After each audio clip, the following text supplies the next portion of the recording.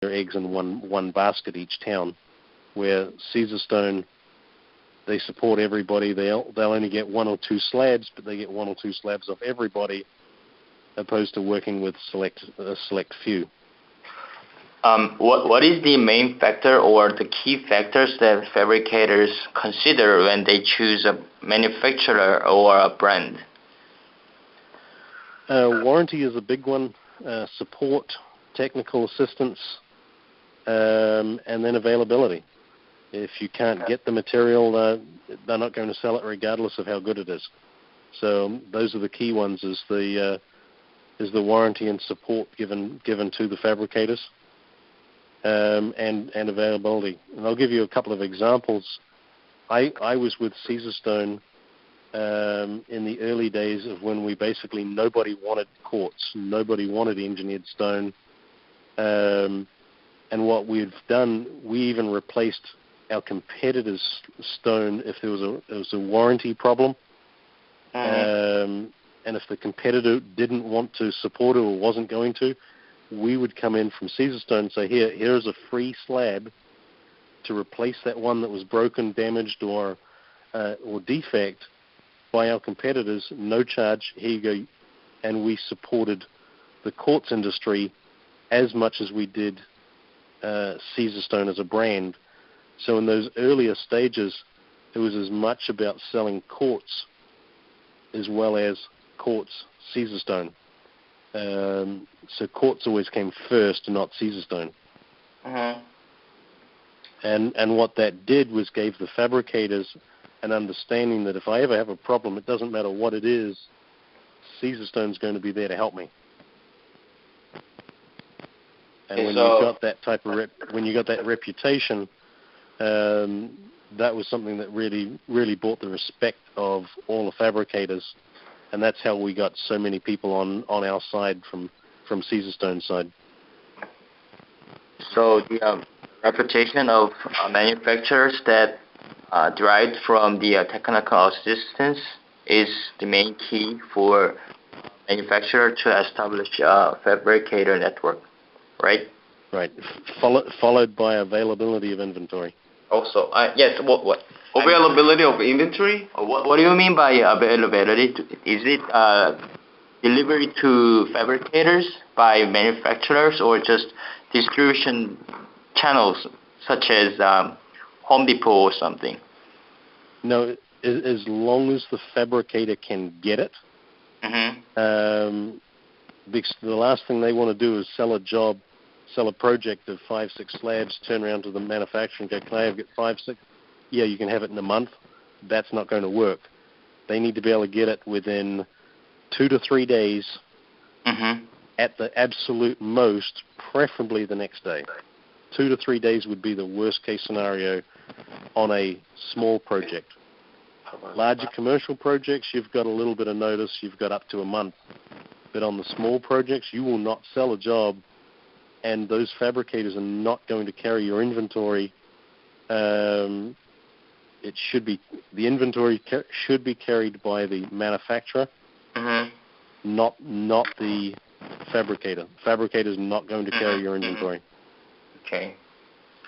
Then when they sell a job, you need to be able to get it to them fast.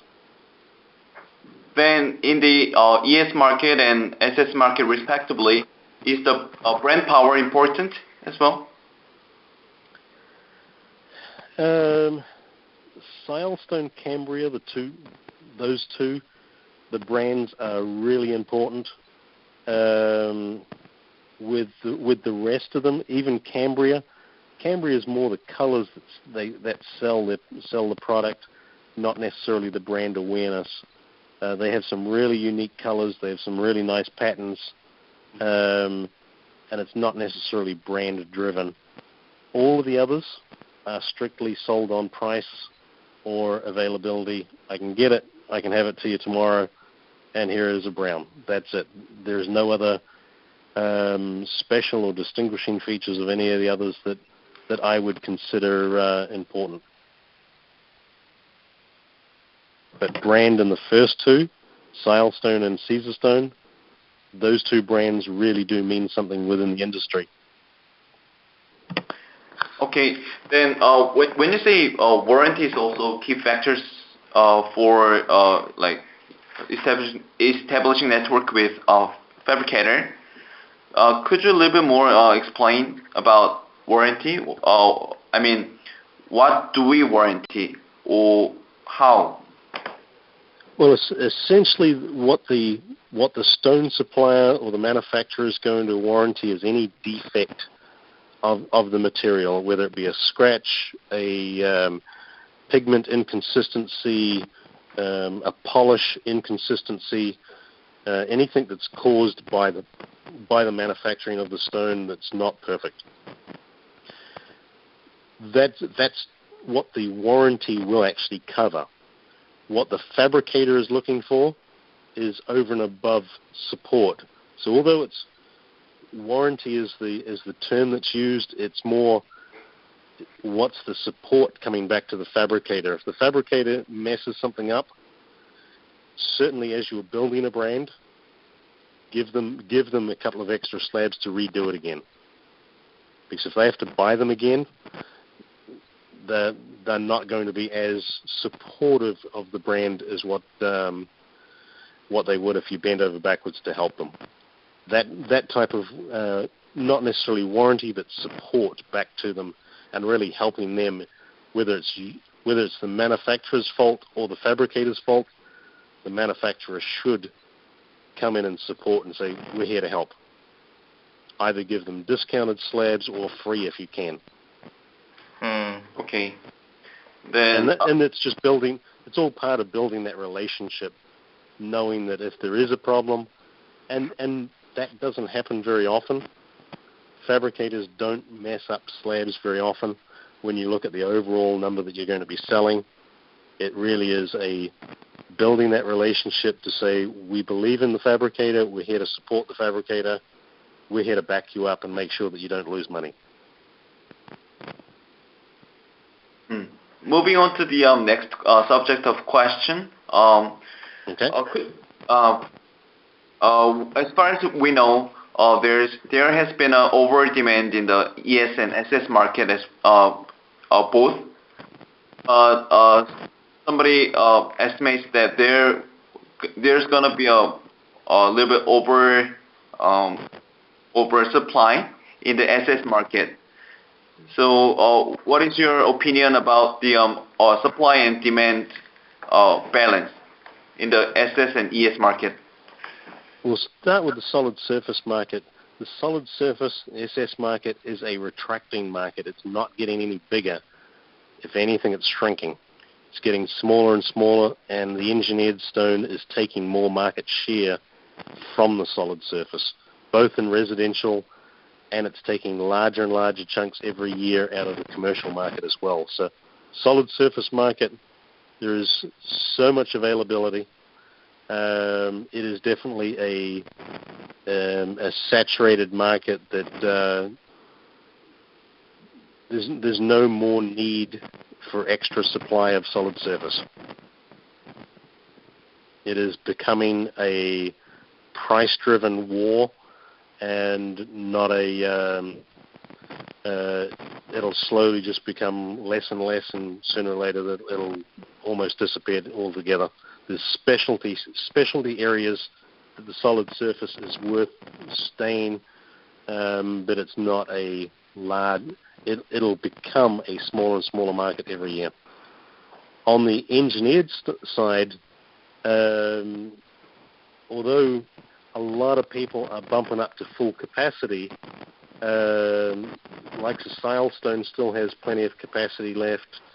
Caesarstone is at about 85-90% of its capacity, so it's not far away from, even though we've just seen new production lines be put into the US and another one coming, it's not really over-serviced yet. It's still at that point where it's very, very difficult to actually keep selling stone and not run out of capacity. So engineered stone, I believe, is going to continue to grow the way it has the last few years, and will continue to have more and more demand. And at the moment is knowing what's being built as far as capacity, the new production lines coming on board, the demand is keeping pace with the supply, and the demand at the moment, I believe, is actually a little ahead of supply. Okay, so according to what you just said, the relationship between SS and ES products, are they totally alternatives, or just some portion cannot be replaced? Repeat that for me, please. Is it the SS and are they SS and ES alternatives to each other, total alternatives, or maybe substitutes? They can substitute one for the other, with the exception of some medical facilities that really need a seamless application. Solid surface SS market in the medical field, when you're dealing with contaminants, because you can make a solid surface countertop with no seams whatsoever, the solid surface is still specified into those medical fields and is a better bacteria barrier than an engineered stone. Engineered stone, you're always going to have seams, whether it be in the backsplash or joints between one countertop and another. That's really the only area that solid surface can say they have that wrapped up on their own and really can't be touched. Everywhere else, the difference in price between the two is marginal. Solid surface is a little cheaper. Engineered stone, when you look at the life cycle of the material, is actually a cheaper product. I'm going to use an example for you. Dunkin' Donuts, and hopefully you heard of Dunkin' Donuts. It's a chain restaurant, fast food here in the U.S. And a lot globally. They used to have solid surface countertops and tables. The policy of Dunkin' Donuts as a company, everybody had to change their countertops and tabletops every 3 years. From a franchise owner, that's what you had to do to keep up with Dunkin' Donuts standards. When we put Caesarstone